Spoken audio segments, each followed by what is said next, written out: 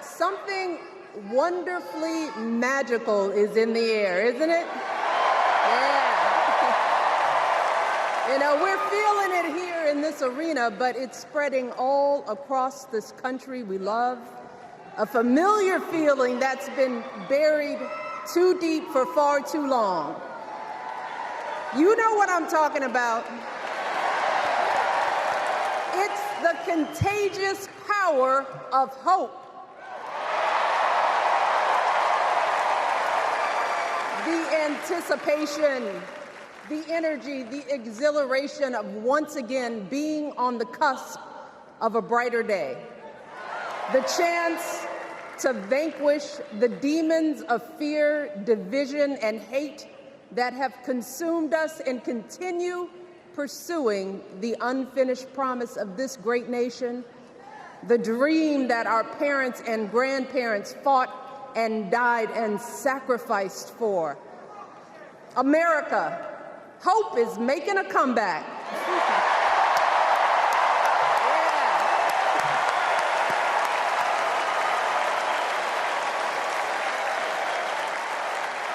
But to be honest, I am realizing that until recently, I have mourned the dimming of that hope. And maybe you've experienced the same feelings, that deep pit in my stomach, a palpable sense of dread about the future. And for me, that mourning has also been mixed with my own personal grief. The last time I was here in my hometown was to memorialize my mother, the woman who showed me the meaning of hard work and humility and decency, the woman who set my moral compass high and showed me the power of my own voice. Folks,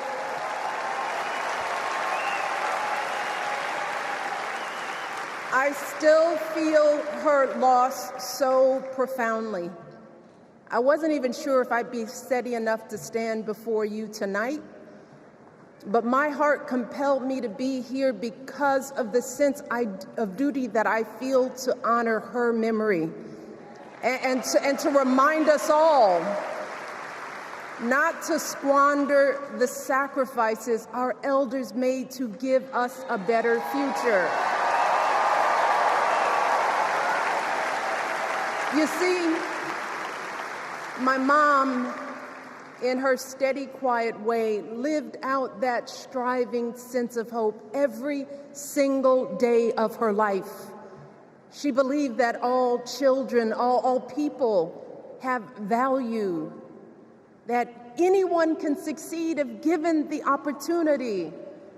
She and my father didn't aspire to be wealthy. In fact, they were suspicious of folks who took more than they needed. They understood that it wasn't enough for their kids to thrive if everyone else around us was drowning. So my mother volunteered at the local school. She always looked out for the other kids on the block. She was glad to do the thankless, unglamorous work that for generations has strengthened the fabric of this nation. The belief that if you do unto others, if you love thy neighbor, if you work and scrape and sacrifice, it will pay off. If not for you, then maybe for your children or your grandchildren. You see, those values have been passed on through family farms and factory towns, through tree-lined streets and crowded tenements, through prayer groups and National Guard units and social studies classrooms. Those were the values my mother poured into me until her very last breath. Kamala Harris and I built our lives on those same foundational values. Even though our mothers grew up an ocean apart, they shared the same belief in the promise of this country. That's why Her mother moved here from India at 19. It's why she taught Kamala about justice, about the obligation to lift others up, about our responsibility to give more than we take. She'd often tell her daughter, "Don't sit around and complain about things, do something." So, with that voice in her head, Kamala went out and she worked hard in school, graduating from an HBCU, earning her law degree at a state school. And then she went on to work for the people, fighting to hold lawbreakers accountable, strengthening the rule of law, fighting to get folks better wages, cheaper prescription drugs, a good education, decent health care, child care, elder care. From a middle-class household, Kamala worked her way up to become Vice President of the United States of America. My girl, Kamala Harris, is more than ready for this moment. She is one of the most qualified people ever to seek the office of the presidency. And she is one of the most dignified. A tribute to her mother, to my mother, and to your mother too. The embodiment of the stories we tell ourselves about this country. Her story is your story. It's my story. It's the story of the vast majority of Americans trying to build a better life. Look, Kamala knows, like we do, that regardless of where you come from, what you look like, who you love, how you worship, or what's in your bank account, we all deserve the opportunity to build a decent life. All of our contributions deserve to be accepted and valued. Because no one has a monopoly on what it means to be an American. No one.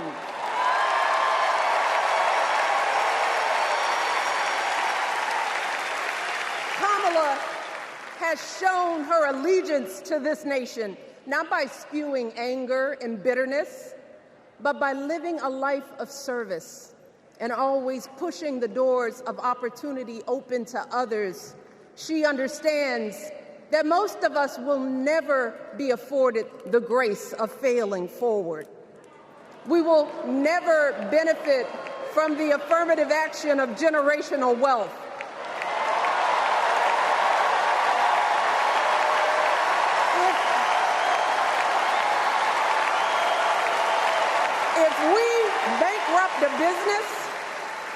If we bankrupt a business or choke in a crisis, we don't get a second, third, or fourth chance. If things don't go our way, we don't have the luxury of whining or cheating others to get further ahead. No. We don't get to change the rules so we always win. If we see a mountain in front of us, we don't expect there to be an escalator waiting to take us to the top. No. We put our heads down.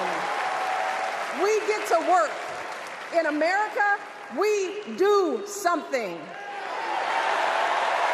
And throughout her entire life, that's what we've seen from Kamala Harris. The steel of her spine, the steadiness of her upbringing, the honesty of her example, and yes, the joy of her laughter and her light. It couldn't be more obvious. Of the two major candidates in this race, only Kamala Harris truly understands the unseen labor and unwavering commitment that has always made America great.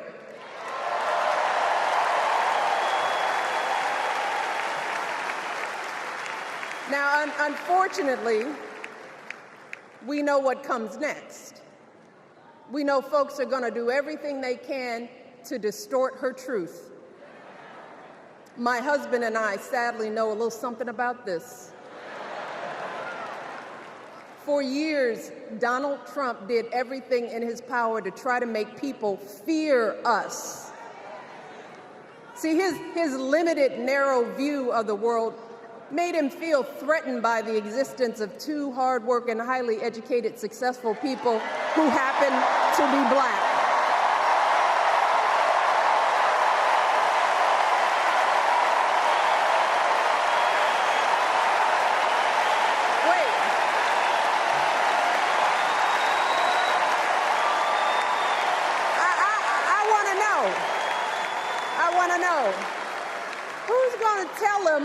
Who's going to tell him that the job he's currently seeking might just be one of those black jobs?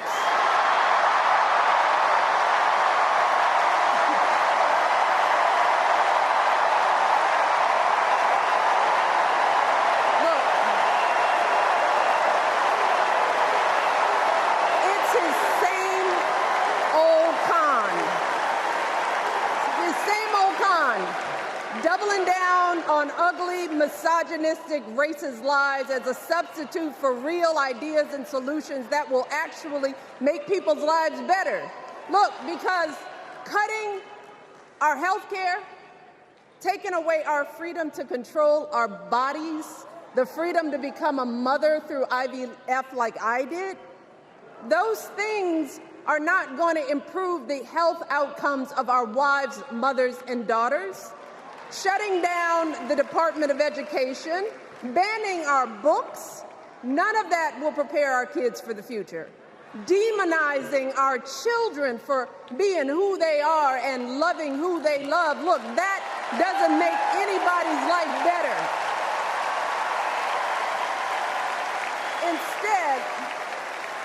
Instead, it only makes us small. And let me tell you this, going small is never the answer. Going small is the opposite of what we teach our kids. Going small is petty, it's unhealthy, and quite frankly, it's unpresidential.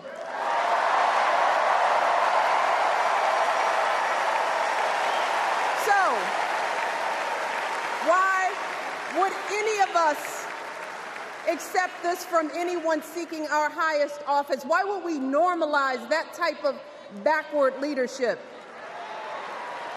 Doing so only demeans and cheapens our politics. It only serves to further discourage good, big-hearted people from wanting to get involved at all. America, our parents taught us better than that, and we deserve so much better than that. That's why we must do everything in our power to elect two of those good, big-hearted people. There is no other choice than Kamala Harris and Tim Walz. No other choice.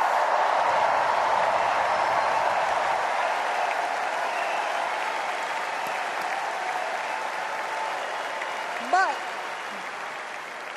as we embrace this renewed sense of hope, let us not forget the despair we have felt. Let us not forget what we are up against. Yes, Kamala and Tim are doing great now. We're loving it. They're packing arenas across the country. Folks are energized. We are feeling good. But remember, there are still so many people who are desperate for a different outcome, who are ready to question and criticize every move Kamala makes, who are eager to spread those lies, who don't want to vote for a woman, who will continue to prioritize building their wealth over ensuring that everyone has enough. So no matter how good we feel tonight or tomorrow or the next day, this is going to be an uphill battle. So folks, we cannot be our own worst enemies. No. See, because the minute something goes wrong, the minute a lie takes hold, folks, we cannot start wringing our hands. We cannot get a Goldilocks complex about whether everything is just right. And we cannot indulge our anxieties about whether this country will elect someone like Kamala instead of doing everything we can to get someone like Kamala elected.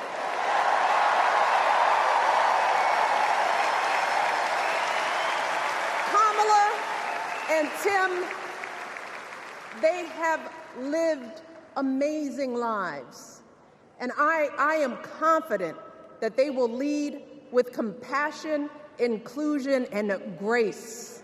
But they are still only human. They are not perfect. And like all of us, they will make mistakes. But luckily, y'all, this is not just on them.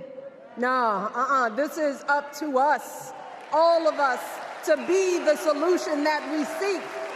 It's up to all of us to be the antidote to the darkness and division.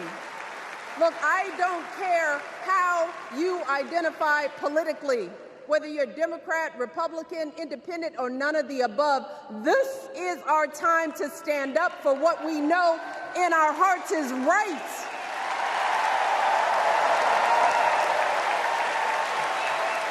To stand up, not just for our basic freedoms, but for decency and humanity, for basic respect, dignity, and empathy, for the values at the very foundation of this democracy.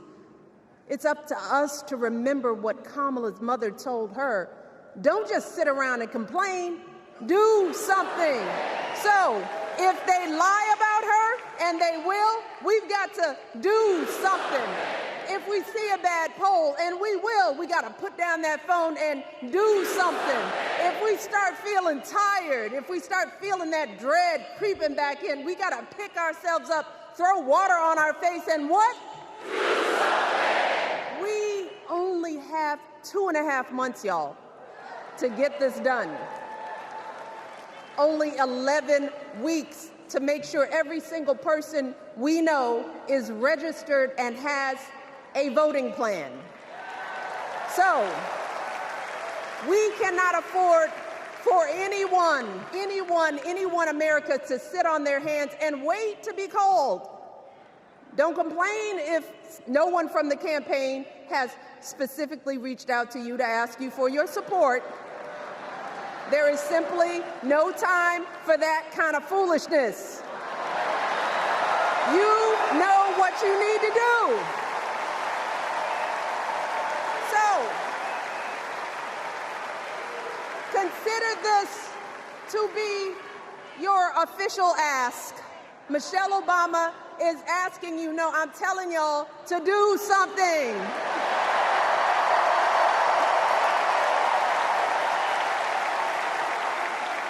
Because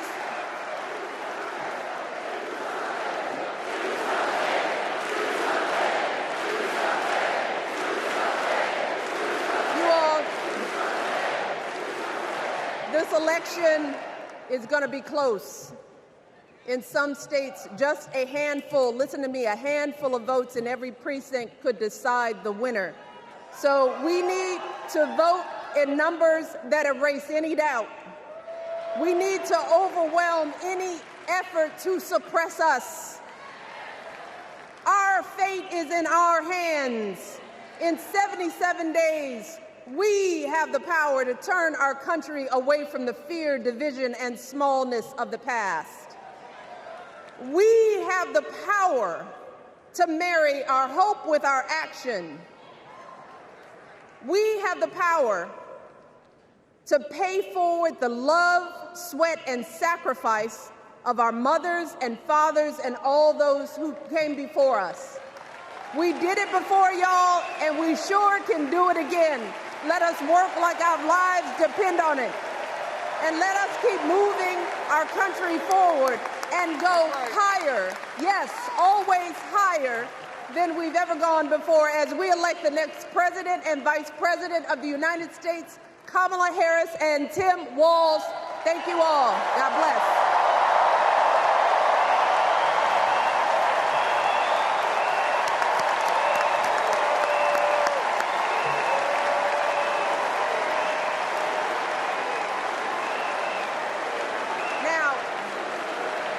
Before I go, I have one more job tonight.